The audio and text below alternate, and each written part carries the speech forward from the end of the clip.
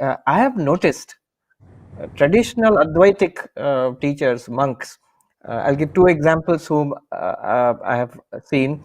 One is, of course, whom I personally seen, Ramananda Saraswati, and before that, Akhandananda Saraswati, whom I did not see. It was before my time. Now, they are traditional Advaitic teachers, monks, and with a great fascination and interest for Kashmiri Shaivism. They not only studied it, they practiced it also, and they are taught it also. There are classes on Vijnana Bhairava, Spandakarika, Shiva Sutras by Ramananda Saraswati. So my question is: so how do you account for it? What does it mean? What does it signify? Is it that they are all? I think you probably will agree immediately that both of this Advaita Vedanta and Kashmiri Shaivism are fully aligned. There is really no fundamental problem or clash between the two. One of my Diksha gurus is Shankara Chaitanya Bharati. And this is the story of bringing Sharda Math to Benares when the Matha had to move. And in the Lalita Ghat, you will find a small abode where Shankara Chaitanya Bharati used to live, and the Matha is already there. We have this Lalita Upasaka from the Sarva Amnaya order.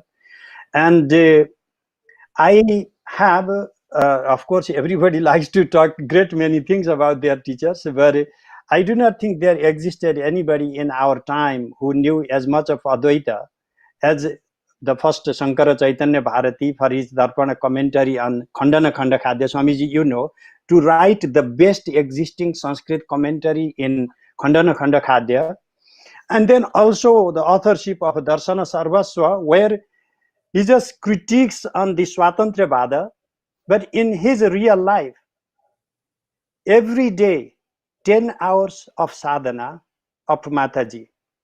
And that was such a strenuous training for us, for me to be qualified to be even remotely his disciple. I had to wait in line for 3-4 years after my acharya, all the classical educations.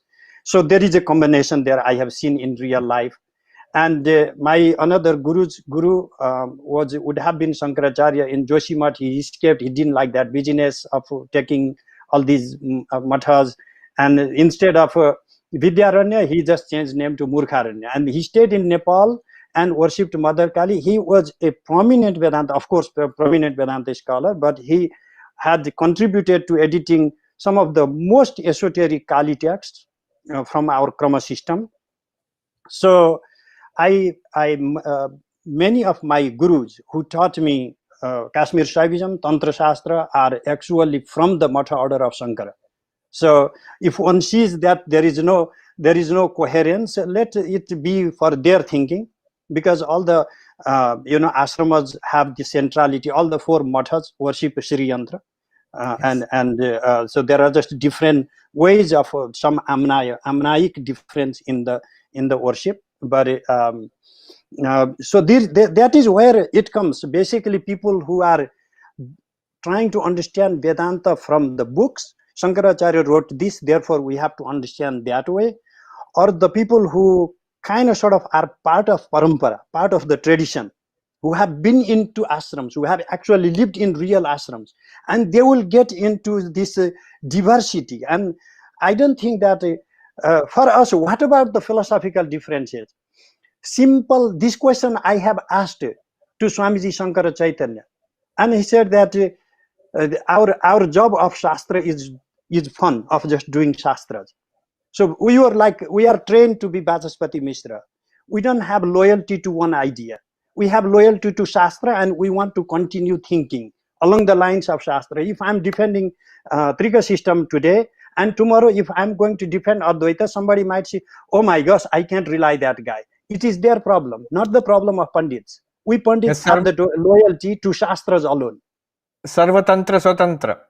Sarvatantra Swatantra. That is our dream to be, because then we are thinking through the perspective of, like Vachaspati Mishra, thinking through the perspective of a Yoga Sutra, and then thinking through the perspective of Shankara.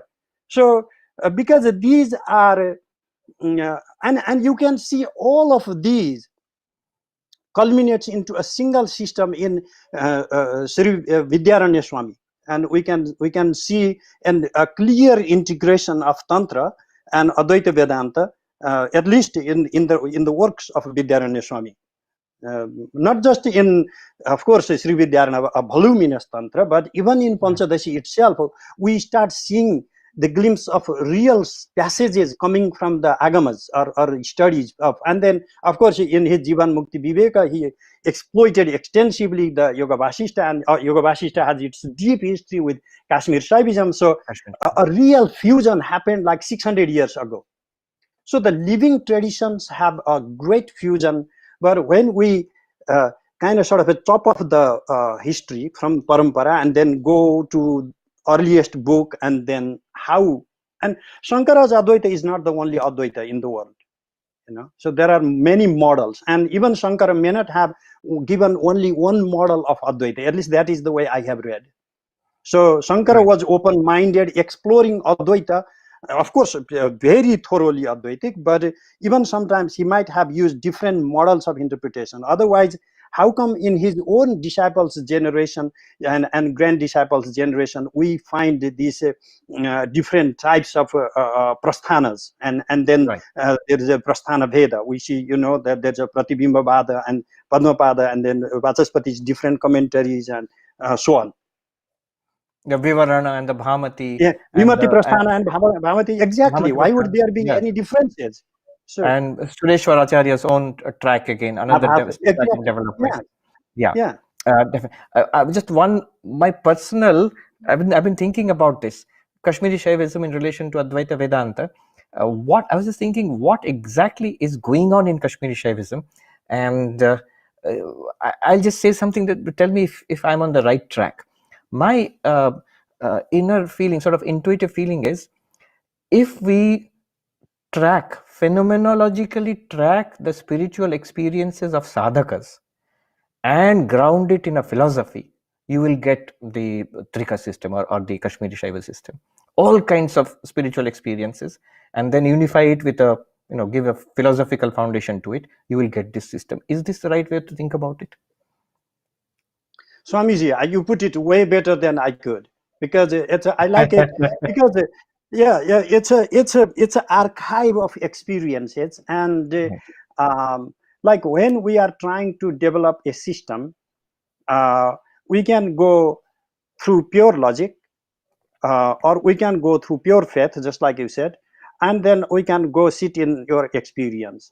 So yes, no other system brought to prominence in the experience the logic itself, though, because Abhinavagupta, and we find in the Malini and other agamas itself, Tarko Yogangam Uttamam.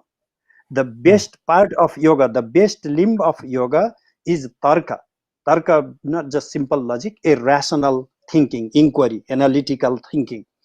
Yes. So without, what they did is, while compiling and analyzing these experiences of thousands of sages over time, over places, they used rational inquiry to ground, and whatever could fit within the system, they assembled them. And there are many other experiences, I'm sure there were, and they didn't come within the system. Right. It's like today too, even in 20th century, what we are finding. But only one difference is not trying to minimize the 20th century experiences, but and great sages have not done that. One thing is, in the earlier times, these experiences were never things to brag about. And they were not trying to say, this is my experience. You cannot find any hagiography in like a 7th century, like an autobiography of a yogi in the 20th century, for example. I don't believe these people in those times didn't have those experiences, and only all of a sudden people started having it. But it was not very much fashionable for the great yogis to talk about their personal experiences. And they were more interested in how to, based on these experiences, how to create a structure, how to systematize, and how to disseminate these. Not like I had this, so what? If you do not have it, then it is pointless. I'm the only one having it. So how to create a system so that you can have what I have? I think that is the way I see Tantra functioning in the real world. Yeah, almost exactly the language of Swami Vivekananda. He says that if anybody tells you that I have had these experiences, but you cannot, and you must follow me only and believe me only, do not believe such a person. But if somebody comes and says that I have these experiences and you can too, here are the ways to do it, then you can believe such a person.